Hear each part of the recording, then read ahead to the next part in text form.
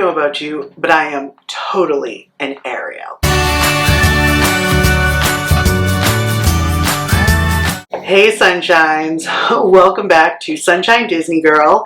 It is so exciting to see you. Yes, today I wanted to talk a little bit about one of my favorite Disney princesses. If you've been watching my content pretty much from the beginning of the year, which is when I started this channel, I have talked a little.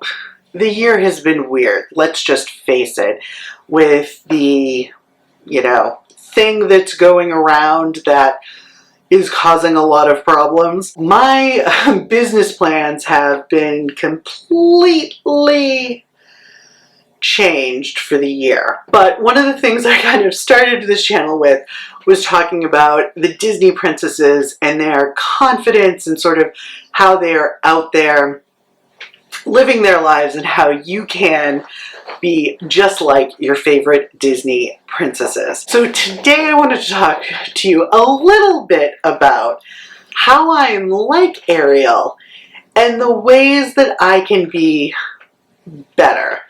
Some of those ways are more like her, some of them are a little less like her. I'm mainly going to be talking about the 1989 cartoon movie when I talk about this. Although some of my love of Ariel, obviously I grew up with her, but I actually am really in love with the Broadway version from like 2007, 8, 9, like somewhere in there. I think the version that was on Broadway was absolutely spectacular, and I really wish they would be putting that out as a movie. So that has a little bit to do with it, but mostly it's from, the classic Disney cartoon. And yeah, let's just jump into it, as Mr. DeFranco says. The first way I was the most like Ariel is, I don't know, that when I was 16, I too knew absolutely everything there was to know. And I had heard her say it in the movie, and I don't think I ever repeated it, but I am sure that I thought it. I'm 16 years old. I'm not a child. And it's hysterical to think about now that I'm slightly older than that and looking back. But yeah, when I was really young, I thought I was more of an adult. I thought I knew a lot. Maybe not everything, but I thought I knew a lot. And I didn't always listen to my parents or teachers. I feel like, no, I can't say that. I listened, but I didn't always hear them. Sometimes I just thought like, oh, well, I know better. And let's face it, we're all like that to a certain extent. And sometimes it's true. Sometimes you do know better. But there are a lot of times that other people who've had more experience than you kind of know a little bit better than you, and that it's good to really listen to them and try to take what they're saying into account. My second Ariel quality is I am a total collector. I pretty much have been since, I don't know, like my first Care Bear when I was 5-ish. I've always been really interested in just different collectibles and different things. My rooms have always had like lots of pictures on the wall, and my goodness, when I was younger, it's like posters and different things that I've found and dream catchers and like all sorts of stuff. So I've always had a bit of a collecting mentality, but as I've gotten older, I have tried to downsize a little bit and maybe not keep like every little thing, and sort of focus on the things that make me happiest and then let go of some of the things that don't. Obviously, Ariel's father should not have blown up all of her stuff, but over time we move and, you know, our tastes change and things like that. And it's not a bad thing to like let some things go along the way. Although I would never have called myself really boy crazy, and I don't think Ariel was boy crazy, she was mostly Eric crazy, I was always willing to kind of go after what I wanted. I asked my first boy out when I was 12, which was like in the early 90s, and although it was starting to be depicted on TV and things, it was not really done. It was weird. Like, I got a lot of strange looks. But I was like, no, if I want to go out with someone, I'm gonna ask. And I kind of did the same thing. I thought one of my teachers didn't give me a good enough grade. I was like, no, I deserve a better grade than that. So I went in and talked to him about it. I talked to my parents about stuff that I wanted to do, and I was pretty much taught at a young age and really sort of found myself in advocating for myself, which my mom really kind of helped me with. She let me know that she was always behind me, but she would send me to deal with a problem first. And I think it really helped. Like, I think that Ariel's willingness to go and try to turn her life into something that she wanted was a really admirable trait. It brings me to the other side, which can be a little bit tough, and I fell into this as well. Although in many ways I was willing to go after what I wanted, in a few ways I allowed my voice to be taken from me because I sort of thought I didn't really have a choice in the matter. So obviously Ariel trades her voice for legs to, you know, walk and dance and actually communicate with Eric, or sort of communicate. Kind of like Ariel, I let my voice be taken from me because I didn't think I had really another option. It's tough to admit because looking back, I didn't realize it was happening at the time. Like, I didn't sign my voice away, obviously, but I didn't realize it was happening at the time.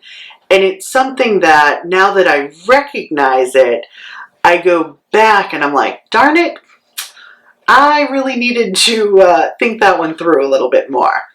So those are some of the similarities I have with her. Here's how I have and will continue to try to be better. For me, one of the biggest changes from when I was that age, like 16, is I'm much better about listening to people and not being so set on my own ideas.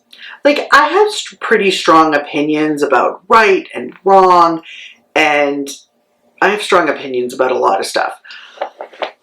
But I'm starting to be better about understanding that other people have reasons for their own opinions, which could be just as strong as mine. And although certain opinions I don't think are valid, like, you know, those regarding racism and sexism and that kind of stuff, but a lot of them are. They're just a different way of looking at the world because people live different lives, have different experiences. So for me, being open and listening to what people have to say has been a huge step in the right direction. Another thing is that I think I'm much better at standing up for myself, and this is actually one of the interesting differences between The Little Mermaid the movie and The Little Mermaid the Broadway play. In the movie, Eric saves her. Like, pretty straightforward. In the play, Ariel actually stands up for herself.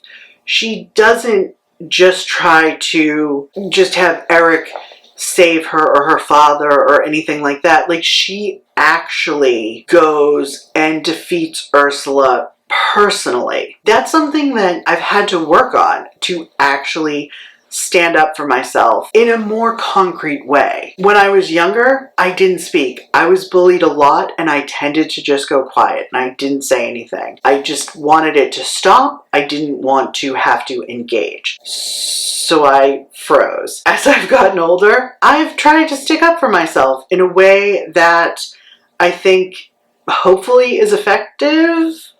And at times when I can't, I've also learned how to a certain extent, let it go and let it roll off my back. Some people are just going to be mean and horrible, and there's not much you can do about it. You could engage them, and I understand that some people do and they choose to go that route. There's a certain point where that other person isn't listening. They're a psychic vampire. They're Colin Robinson from What We Do in the Shadows. By the way, watch. It is hysterical. The last thing, although her voice was taken from her, like very literally, I have tried to learn to speak up. When I think something is wrong, or I think that I can help in some way, I try to speak up to the best of my ability. And sometimes it doesn't work. Sometimes it's scary. There have been times that I've failed, that I look back and I'm like, darn it, I really should have said something. But more and more, I'm willing to get uncomfortable to try to do what I think is the right thing. I think we all need to kind of work towards that, especially considering what is literally going on at this moment with Black Lives Matter and rallies and all of that.